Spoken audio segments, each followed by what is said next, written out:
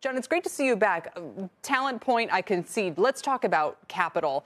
It seems obvious to me that if liquidity is coming out of the market, Bitcoin, crypto won't be spared. How far does this go?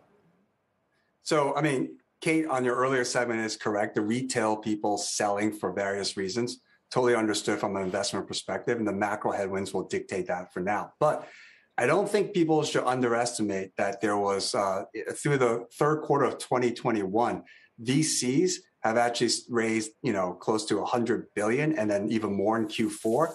And their allocation towards crypto went from, I think, 8 billion in 2020 to about 30 in 2021. And it's only going to increase, that proportion is going to only increase in 2022.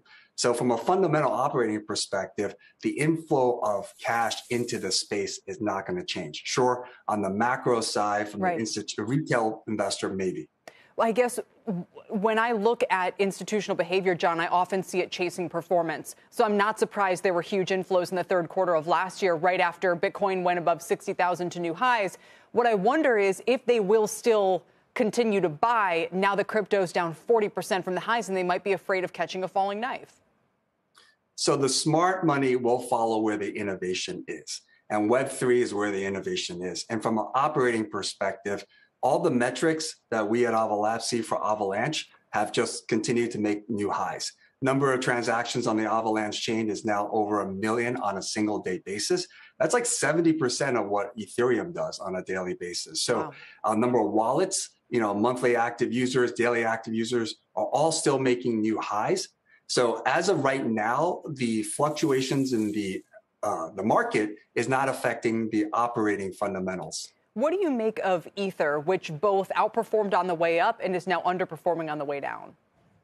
Well, it's a higher beta thing. So I think if it's, you have to beta adjust this. So I think if you beta adjust it, it's actually not underperforming. In fact, it is part of the more utility, less the store of value play that Bitcoin is about. So I am sure on a beta adjusted basis, Ethereum and the space that have utility, coins that have utility are actually outperforming. We recently spoke with a woman who I think was from CoinDesk, which has indices of crypto coins, John, and basically their proposition is to allow people to invest in a broad basket of them or to look for certain styles that they might be interested in. Do you think that approach makes sense? Should people be investing in the asset class, or should they be getting tactical and only buying a specific couple of types?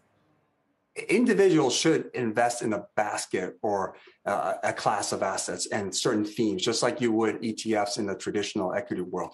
And part of the reason is because this space is so new and so many new things and new companies are popping up. They don't have the time to do the research themselves. So pay a little fee, let the professionals go out there and figure out where the pockets of strength are, and then you should invest behind that as opposed to just picking Bitcoin, which is losing market share. I thought you were going to say just stick with Avalanche. You can do that too, because it's effective index of all the good things happening in the space. John, thanks for rejoining us. We'll check back in soon. Shepard Smith here. Thanks for watching CNBC on YouTube.